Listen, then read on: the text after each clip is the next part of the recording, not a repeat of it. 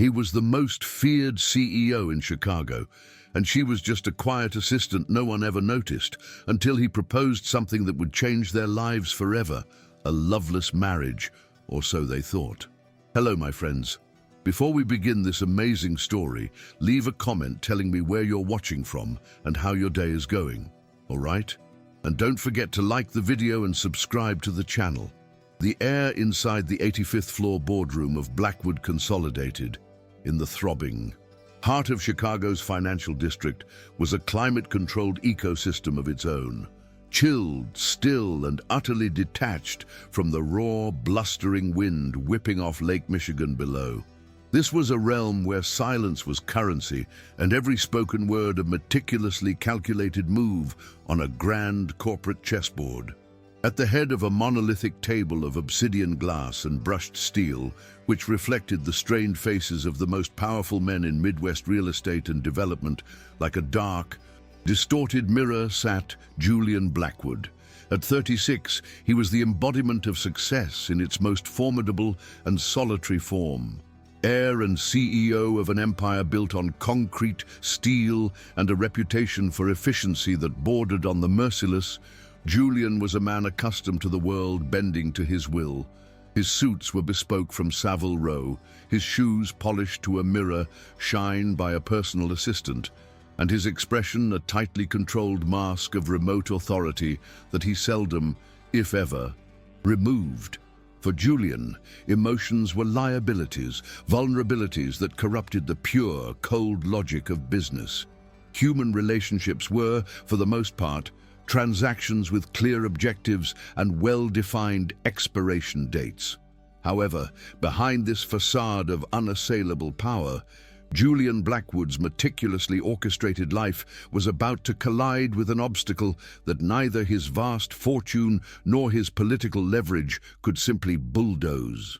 The recent passing of his grandfather, the last founding member of the board and the family patriarch who still held moral sway over the company's legacy, had unearthed a forgotten and bafflingly archaic clause in the original corporate charter. It was a relic from a more conservative era, a ghost of his forebears' traditionalist values. For Julian to consolidate his control, securing the majority shareholding and the uncontested presidency of the holding company, he was required within 6 months to demonstrate that he had established a home of stable and continuous family values. It was an antiquated euphemism, and in his view, an utterly ludicrous one. For the one thing Julian neither possessed nor desired in his perfectly optimized existence: a wife. The news landed like a grenade in his life, a preposterous demand he considered a posthumous whim of a generation that could never comprehend his singular, almost monastic devotion to the business. But the empire was too vast, the power at stake too critical to be ignored or challenged. And so, with the same cold pragmatism he applied to acquiring a rival firm, Julian decided that if a wife was what he needed, he would procure one in the most efficient, streamlined, and emotionally unentangled way possible, through a legally binding contract, a business agreement with explicit terms and zero sentimental involvement. The pressure from the board, composed of older men beholden to tradition, was relentless. In one tense meeting, the vice chairman, a lifelong friend of his father, had laid it bare. "Julian, understand, this isn't about your competence, which is beyond question. It's about image, stability. Our most conservative investors, particularly the old money funds from the East Coast, they value the optics of a family man. A single man at your age, with your reputation for, let's call it a certain detachment, doesn't project the long-term confidence required to steward this family's legacy. A man without roots, Julian, isn't seen as trustworthy."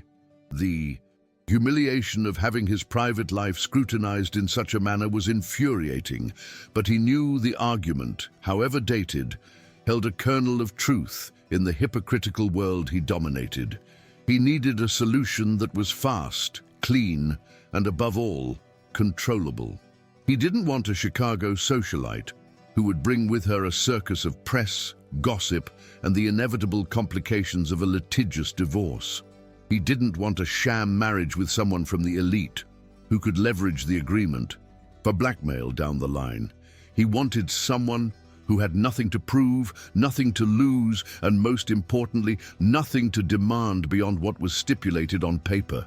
It was in this moment of desperate searching for a profile that fit his pragmatic requirements that his head of security, a shrewd and discreet former CPD detective named Davies, suggested an unlikely name. It was a solution that at first struck Julian as absurd, but upon a brief, cold analysis revealed itself to be brilliant. In its simplicity, "Mr. Blackwood," Davies had said in his usual understated tone, "perhaps the answer isn't out there but in here. Someone who already understands the culture of discretion, who has a clean record, and who, due to her circumstances, would be grateful for such an arrangement and remain loyal." And then he supplied the name Hazel Evans, a 26-year-old financial assistant in the accounting department, an employee who, according to HR records, was exemplary in her efficiency, but so quiet, so unassuming, so utterly invisible that most mid-level managers were not even aware of her existence. A young woman with a history marked by hardship, by premature responsibility, and crucially, by an unwavering dignity. She was, he thought, the perfect piece for his game, someone who would cause him no trouble. He had no idea he was about to invite the one person capable of dismantling his entire empire of cold, calculated control into its very center. Miles away, from the corporate luxury of Blackwood Consolidated, in a modest working-class neighborhood on the south side of Chicago, where brick 3 flats stood shoulder to shoulder and the air was filled with the rumble of the L train and the scent of fried onions from a local hot dog stand, Hazel Evans's life unfolded in a palette of colors far more raw and yet infinitely more vibrant. At 26, Hazel was the quiet, resilient pillar of her small, fractured family. Since her mother's death, years earlier, she had shouldered with a maturity forced upon her by circumstance the responsibility of caring for her 2 younger teenage siblings, the twins Leo and Lily. She ensured they wanted for nothing, especially the opportunity to stay in school and dream of college, a luxury she herself had been forced to sacrifice. Her salary as a financial assistant at Blackwood Consolidated, though honest and hard-earned, was stretched to its absolute limit. It barely covered the rent on their cramped apartment, the twins' school supplies, and the mounting medical bills for her grandmother's chronic respiratory condition. Every dollar was accounted for, every expenditure meticulously planned. She lived in a constant state of financial anxiety, a tension she expertly concealed from the world beneath a veneer of serene competence and quiet grace. Despite the grueling routine and the weight of her worries, Hazel nurtured an inner world of surprising richness and sensitivity. She was a voracious reader, a lover of history and art, finding refuge in the second-hand books she bought from a dusty shop in Pilsen with what little pocket money she had left. In their pages, she found a sanctuary for her soul, a window into worlds she might never see. She dreamed of one day returning to her studies, of finishing her degree in art history at the prestigious School of the Art Institute of Chicago. But that dream felt increasingly distant, a pale star in a sky clouded with obligations. Her life was a relentless cycle of work, family care, and a profound loneliness she refused to acknowledge, but which ambushed her in the quiet, sleepless hours of the night. There was no time for dating, for parties, for the frivolous pursuits of youth. All her energy was channeled into survival and the protection of her loved ones. And it was precisely this dedication, this integrity, this quiet strength that made her, in the pragmatic eyes of Julian Blackwood and his team, the ideal candidate for his audacious plan. A woman who, because she needed so much, would surely be grateful, discreet, and above all, manageable. The summons for a confidential and urgent meeting with the CEO himself, Julian Blackwood, landed in Hazel's inbox like a lightning strike on a clear day. The email, sent by Mr. Blackwood's executive assistant, was as vague as it was intimidating, and it plunged her into a state of quiet panic. What could she have possibly done to warrant the attention of the most powerful and feared man in the entire company? Had she made a critical error in a spreadsheet, unwittingly violated some obscure protocol? The thought of losing her job, the sole lifeline for her family, was a terrifying specter. When she stepped into the cavernous presidential office, feeling smaller and more inadequate than ever before, she found Julian Blackwood gazing out at the city through the immense floor-to-ceiling glass wall. He turned slowly, and the look on his face was not one of anger, but of a calculated stillness that was somehow even more unnerving. "Miss Evans, please have a seat," he said, his voice a low baritone as he gestured to the chair opposite his desk. Then, without any preamble or attempt at delicacy, he cut straight to the point. "I've asked you here today to make you a proposition, a strictly professional proposition, but one of an unusual nature." He paused, his cool grey eyes locking onto hers. "I require a wife, and I would like you to be that wife." Hazel stared at him, her mouth slightly agape, utterly unable to process the enormity of what she had just heard. Her first thought was that this had to be some kind of cruel joke, a bizarre psychological test, or perhaps the delusion of a powerful man so used to getting his way that he believed everyone and everything was for sale. Is this some kind of HR evaluation, Mr. Blackwood? Some new corporate policy I'm not aware of?" she managed to ask, her voice trembling with a mixture of disbelief and rising indignation. A faint, mirthless smile touched Julian's lips. "No, Ms. Evans, it is not a test. It is a real-world problem that requires a pragmatic solution, and I believe you are the perfect solution." He then explained, in concise, dispassionate terms, the situation with the charter. The pressure from the board, the need to project an image of stability for the market. "You will marry me for a period of 1 year. In exchange, you will be provided with a home, financial security for your family, and a monthly stipend that is, I assure you, 10 times your current salary. At the end of that year, you will have your freedom, along with a final compensation package that will allow you to restart your life as you see fit, perhaps even finish your degree." The offer, as absurd and humiliating as it was also a life raft.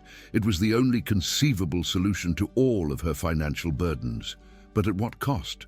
The cost of her dignity, her autonomy, her dreams. As Julian detailed the contractual points with the cool detachment of a man discussing a corporate merger, Hazel's mind raced. The initial revulsion at the indecent proposal battled against the desperate images of her grandmother's struggle to breathe, of her siblings whose futures were so precarious, of the constant threat of eviction from the home that held all their memories. The sum of money he was offering wasn't just relief, it was a revolution. It was the chance to rewrite her family's destiny. It was the money for her grandmother's specialist care, for Leo's and Lily's college funds, for the security of a roof over their heads. It was an offer that, given her circumstances, was nearly impossible to refuse. And so, with a heart that felt like it was breaking into a million pieces, but with a cold resolve that mirrored the man before her, she agreed. But she set her own terms, her own non-negotiable boundaries, a way to preserve the last bastion of her integrity. "I accept your proposal, Mr. Blackwood," she said, her voice surprisingly steady as she met his gaze, "but on one condition." He looked at her, intrigued.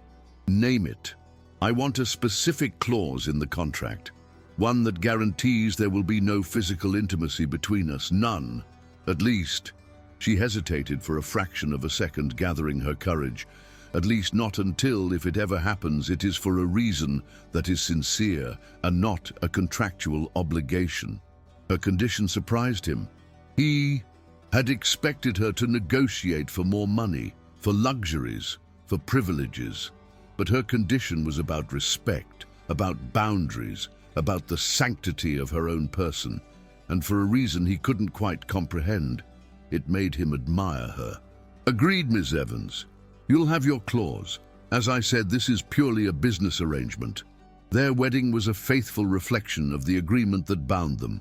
A cold, swift, and emotionless affair. It took place on a grey Friday morning at the Cook County Courthouse, an impersonal building with beige walls and the lingering smell of old paper and bureaucratic procedure. There were no flowers, no music, no guests, save for the two anonymous witnesses provided by Julian's lawyer. Hazel wore a simple navy blue dress, the only one she owned that felt remotely appropriate, her brown hair pulled back in a simple, neat bun that exposed the delicate nape of her neck. Julian, for his part, wore one of his impeccable charcoal suits, his expression as neutral and controlled as if he were signing off on a new construction permit, standing before the justice of the peace, who recited the legal formalities with a bored monotone. They were just two serious faces, two signatures on a document that would irrevocably alter their lives, but which felt to them devoid of any real meaning. They did not exchange rings. They did not exchange glances. They did not exchange promises. They simply signed their names, sealing a pact of convenience that legally united them while keeping them emotionally light years apart. The wedding night, if one could even call it that, was even more surreal and awkward. To maintain appearances for any potential leaks, they went to his penthouse apartment, a vast, minimalist space of glass and steel at the top of a new skyscraper overlooking Millennium Park. The opulent space felt less like a home and more like a gilded cage. The silence between them was heavy, dense, almost suffocating. After a dinner, catered by an expensive restaurant, was served in the cavernous dining room, where they barely looked at each other or exchanged more than a few monosyllabic pleasantries. Julian, perhaps out of a sense of protocol or a vestige of some old habit, made an attempt at a rapprochement. He approached where she stood by the window, staring at the glittering cityscape below. With a hesitation that was entirely foreign to him, he moved to kiss her, a light, perfunctory peck on the corner of her lips. But she flinched back instinctively, her body stiffening, her eyes wide with a panic he did not expect. "No, please," she whispered, her voice barely audible. Then, summoning all her courage, she faced him, her vulnerability laid bare. "Julian, I need you to know, I've never done this before. I've never been with anyone like that."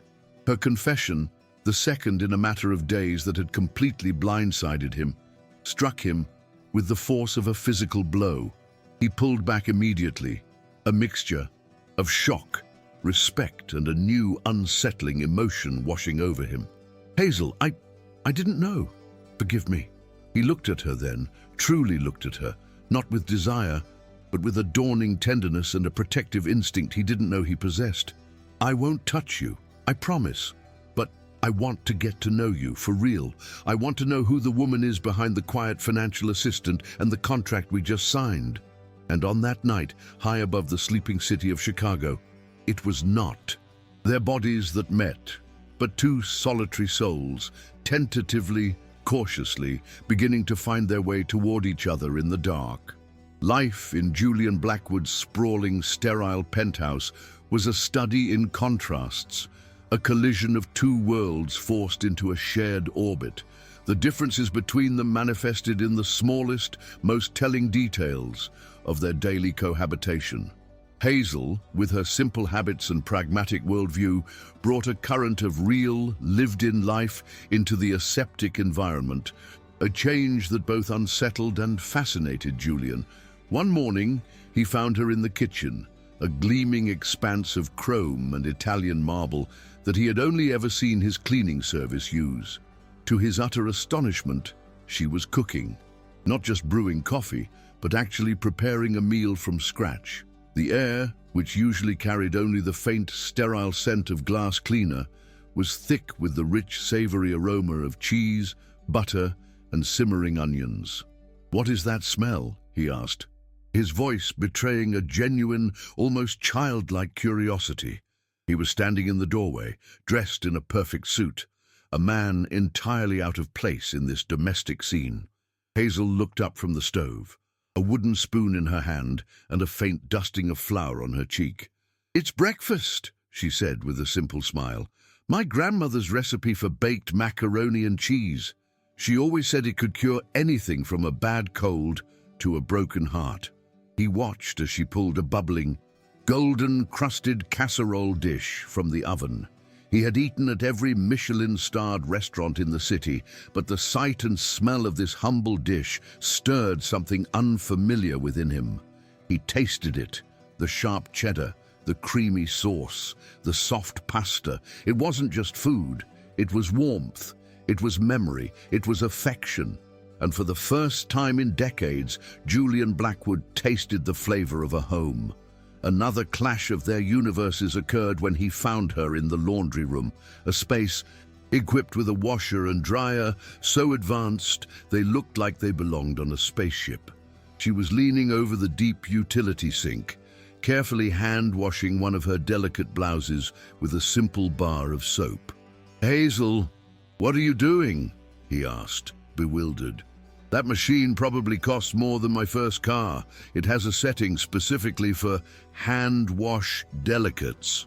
She looked at him with the patient air of someone explaining the obvious to a very intelligent but clueless child.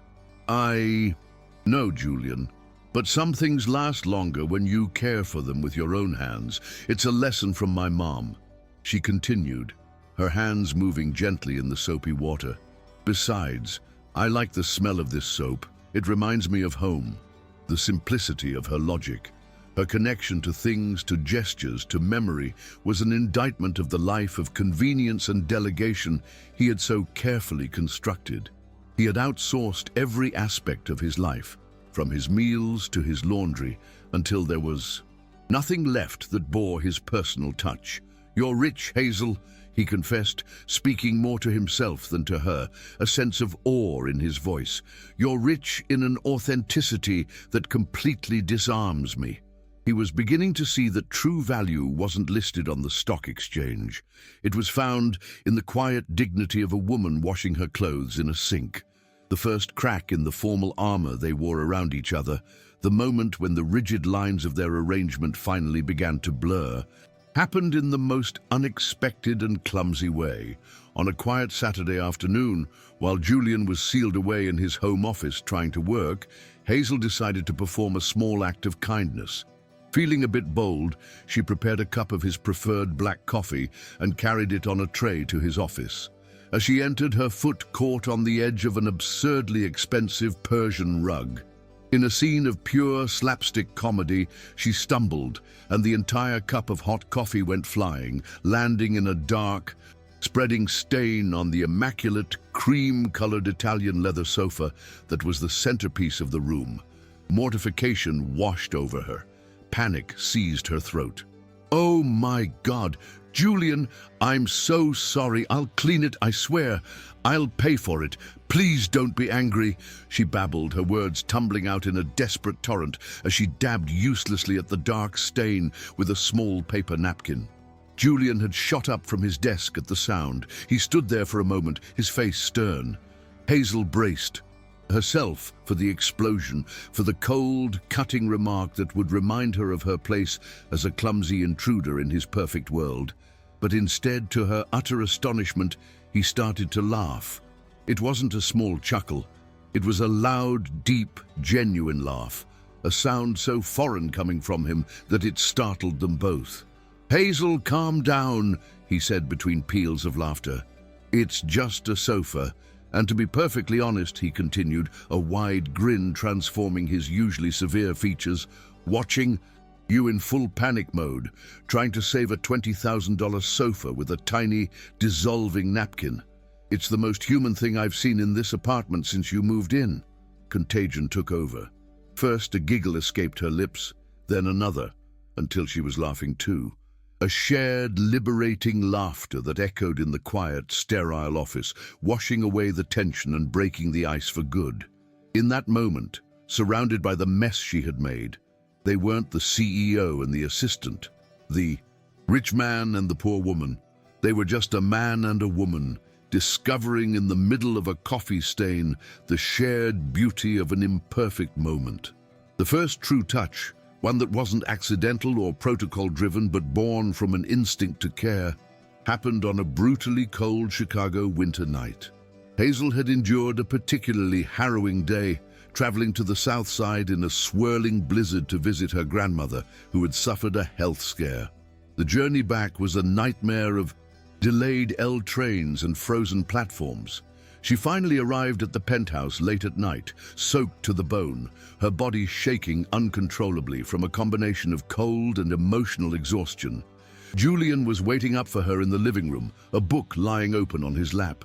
The sight of her, pale and trembling, leaving a trail of melted snow on the marble floor, sent a jolt of genuine alarm through him. In an act of pure instinct, he was on his feet and crossing the room. "My God, Hazel. You're frozen," he said, his voice laced with a protective urgency she'd never heard from him before. He took her by the shoulders, his grip firm but gentle, and guided her toward the sleek gas fireplace, which roared to life at the touch of a button. He disappeared into his bedroom and returned with a thick, impossibly soft cashmere blanket, wrapping it carefully around her shoulders as if she were made of delicate porcelain. She trembled under his touch, but this time it wasn't a tremor of fear. It was a tremor of a new, overwhelming emotion. He knelt in front of her. Seeing her hands were still shaking, a faint blue tinge to her nails, he took them between his own, rubbing them gently, trying to impart his own warmth into them. For the first time, his touch didn't frighten her. On the contrary, it felt necessary. It was a contained, respectful touch, yet it communicated a depth of care and safety that no one had ever offered her before. The next morning, the feeling of his hands warming hers still lingered. She felt a profound gratitude, not just for the physical comfort, but for the unspoken respect in his gesture. He saw her distress and responded with pure, uncomplicated kindness. In a quiet impulse to return that kindness in her own way, she did something that was far more her language than spoken words. Before he woke, she left a small, handwritten note on the kitchen counter, next to the coffee she had brewed for him. Written in her elegant script, the note read, simply, "Thank you for not rushing me. Thank you for truly seeing me before wanting to touch me. Thank you for waiting for my soul to feel safe before you tried to approach my body. You are teaching me that care can have many forms, and yours is the most beautiful I have ever known." When Julian read those words, he felt a warmth spread through his chest that had nothing to do with the coffee. He realized that in his attempt to solve a business problem, he had stumbled into something infinitely more complex and infinitely more rewarding. He was healing wounds in himself he never knew he had, simply by being kind to her. He understood then that the journey with Hazel would be slow and delicate, but that every small step was worth taking. However, this budding closeness between the powerful CEO and his contract wife did not go unnoticed within the halls of Blackwood Consolidated. Envy, a corrosive acid that thrives in the competitive atmosphere of the corporate world, began to poison the air. A few female employees, particularly those who had once harbored ambitions of catching Julian's eye, looked upon the quiet accountant's sudden elevation with undisguised contempt. The ringleader of this resentful faction was Cassandra Vance, the director of corporate relations. A woman as ambitious as she was elegant, Cassandra had shared a brief, meaningless fling with Julian years ago, an encounter he barely remembered, but which she had never gotten over. She saw Hazel as an unworthy rival who had somehow inexplicably achieved what she never could, Julian Blackwood's genuine attention and respect. Driven by a venomous jealousy, Cassandra began a campaign of malicious gossip. "It's so obvious what's happening, isn't it?" she'd say to her acolytes during coffee breaks, her voice dripping with disdain. The little wifey is a classic gold digger. She clearly slept her way into that penthouse. It's the oldest trick in the book. Hazel, with her heightened sensitivity, felt the shift. She noticed the sideways glances, the conversations that abruptly stopped when she entered a room, the icy formality from colleagues who had once been friendly. The confirmation of her fears came one afternoon in the ladies' room. Hidden inside a stall, she overheard Cassandra herself describing her in cruel, dismissive terms, laughing at her simple clothes, questioning her competence, and stating with absolute certainty that she was just an opportunistic mistress who would be discarded. As soon as the novelty wore off, each word was a physical blow, wounding her dignity and awakening all her deeply buried insecurities. She cried silently in the stall, feeling sullied, humiliated, and powerless. That night, she nearly gave up. She almost packed her few belongings and fled back to her old life, back to the safety of her anonymity. But when she saw Julian's face, when she remembered his kindness, his respect, the way he had warmed her frozen hands, she knew she couldn't run. Gathering every ounce of her courage, she confronted him. "Julian, I have to know. Did you know what they're saying about me? That they're calling me your mistress, a gold digger?" He looked at her, his expression hardening, a storm gathering in his grey eyes. "Yes, Hazel, I knew. The rumors reached me." His confession stole her breath. "And you did nothing? You just let them?" "I did nothing that would expose you to more gossip," he replied, his voice firm as he closed the distance between them. "But I also didn't stop it. Do you want to know why? Because I refuse to dignify small, envious people by explaining my life to them. And because," he paused, his gaze softening, "what I am starting to feel for you is too real to be stained by their lies. Please, Hazel, let them talk, but please don't go. I need you here more than you can possibly imagine." Julian's unwavering support gave Hazel the strength she needed to hold her head high. She realized the most potent antidote to their venom was to prove her own worth, and that is precisely what she did. After a long day at the office, she would spend her nights poring over books on finance, market analysis, and real estate development, determined to understand every facet of the Blackwood Empire. Julian, discovering her one night in the vast, silent library, asleep with her head on a thick financial tome, was filled with a profound admiration.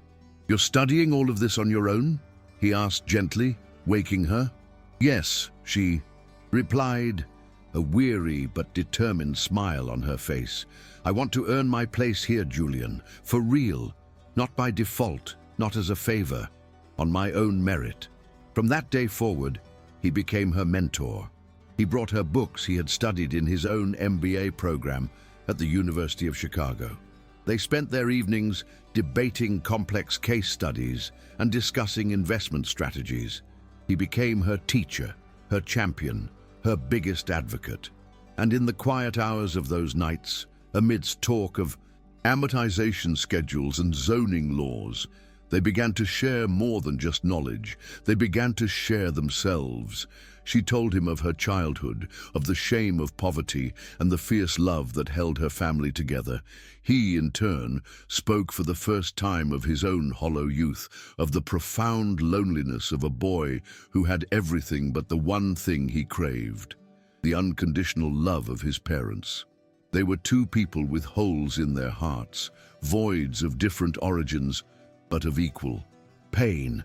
And as they shared their wounds, they began, without realizing it, to fill the empty spaces in each other, healing one another with the rarest and most powerful commodity of all, true, unvarnished empathy.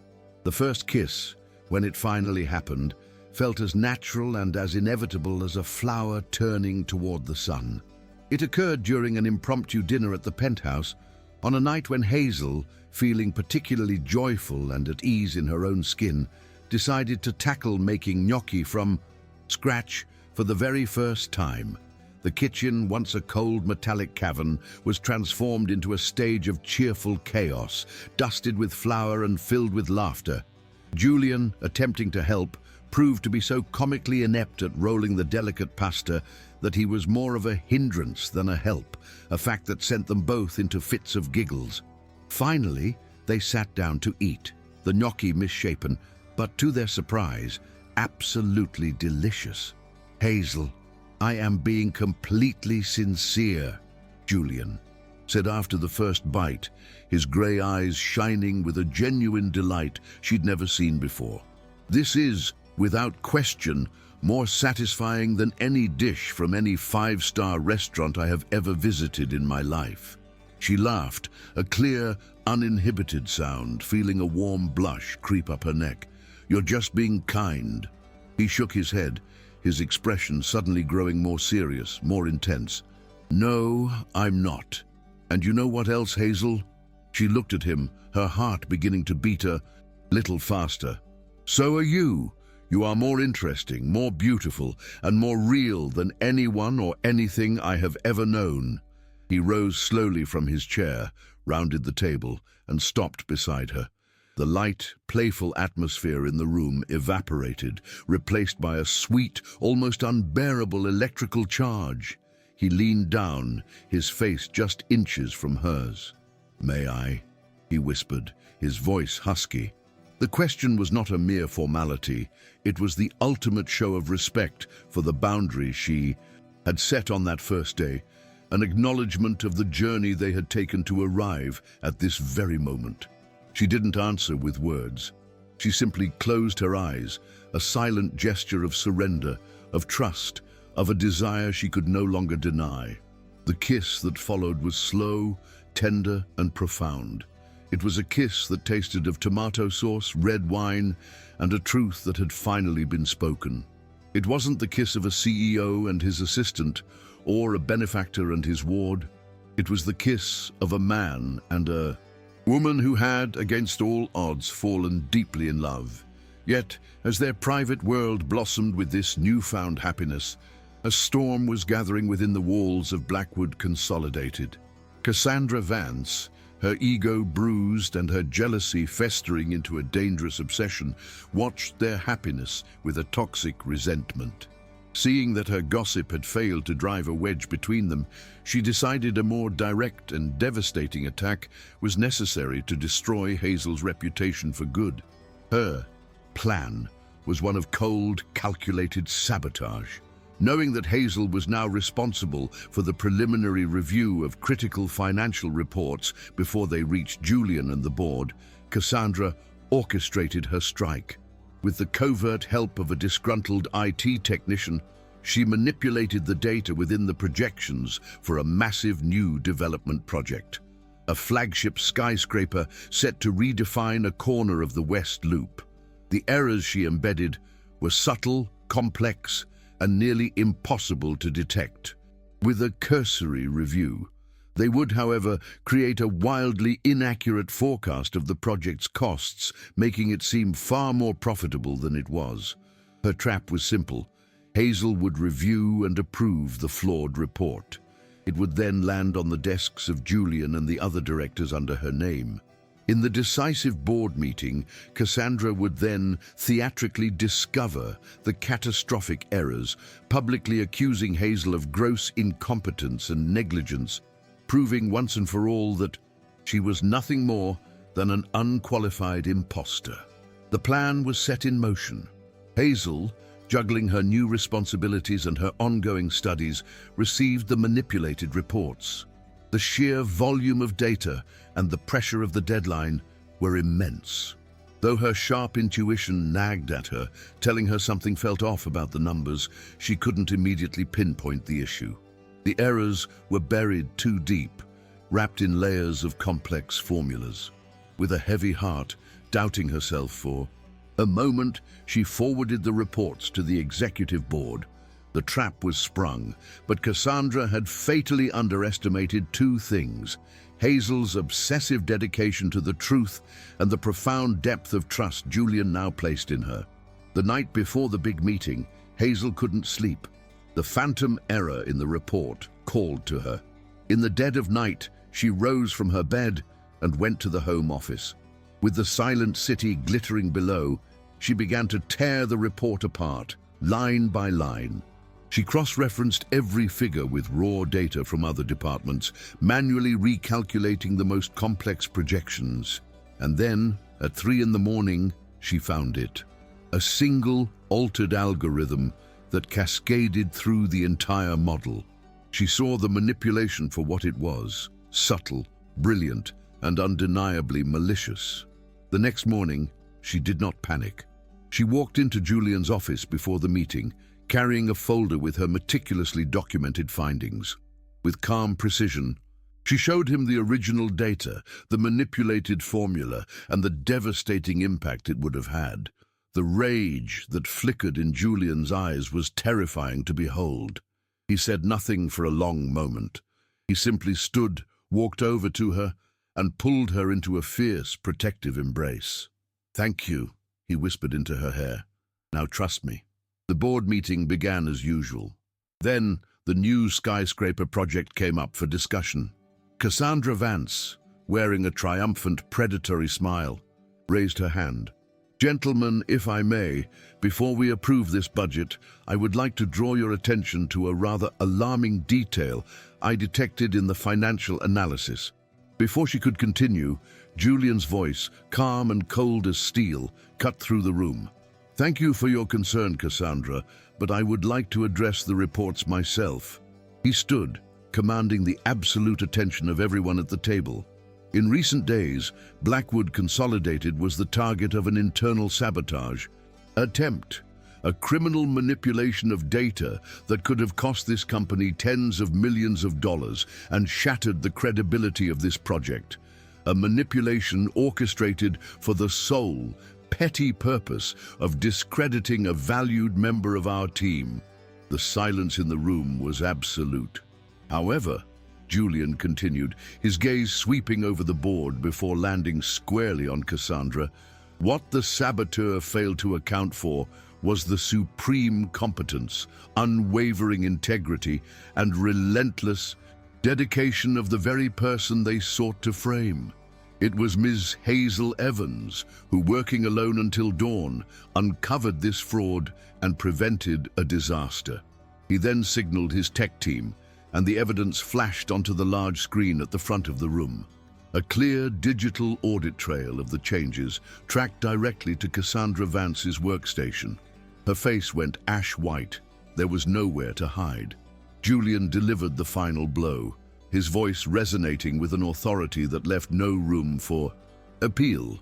"If there is anyone in this company who believes their time is better spent trying to harm the woman who has shown more dedication to this firm than anyone I know, I suggest you tender your resignation today, because Ms. Evans stays. And effective immediately, she is no longer just a member of my team. She is the new head of our Strategic Risk Analysis Division. As for you, Cassandra, you can collect your personal effects. Your time at Blackwood Consolidated is over." The public, vindication and promotion were a stunning display of power and loyalty that instantly extinguished every whisper of gossip and cemented a deep, unshakable respect for Hazel throughout the company. Yet, despite the professional triumph and Julian's unwavering public support, a persistent shadow of fear lingered in Hazel's heart. The one-year anniversary of their contract was approaching. The constant need to prove herself, the fight against hostility, it had all taken a toll. A deep-seated insecurity remained. Was this life real? Or was she just a temporary project for a lonely man, a solution to a problem that would be considered solved once the legal deadline had passed? "I don't belong in this world, Julian," she confessed to him one evening, her voice soft with vulnerability as they stood on the penthouse balcony, the city lights stretching out like a fallen constellation. "I only said yes to all of this out of desperation. And now I'm afraid. I'm afraid of getting used. To this, of getting used to you and then having it all just end. I'm afraid of having to go back to being alone." He wrapped his arms around her from behind, resting his chin on her shoulder, holding her close against the vast, empty night. "But don't you see, my love," he murmured, "you're not a contract, you're not a project. You are my home. You are the only chaos I ever want in my life. You are the only reality I care about."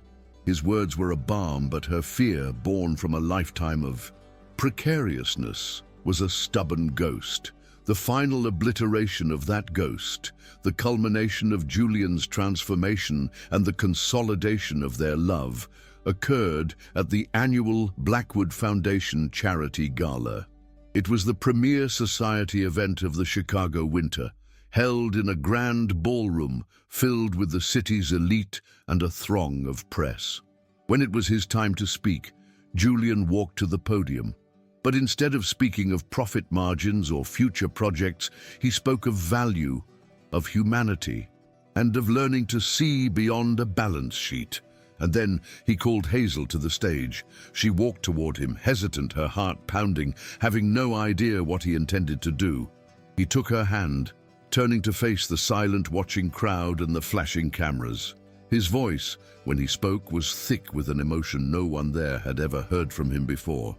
"Tonight, I want to introduce you all to my wife, Hazel Evans Blackwood, and I want to say publicly that she doesn't need my name to shine, nor my money to have value.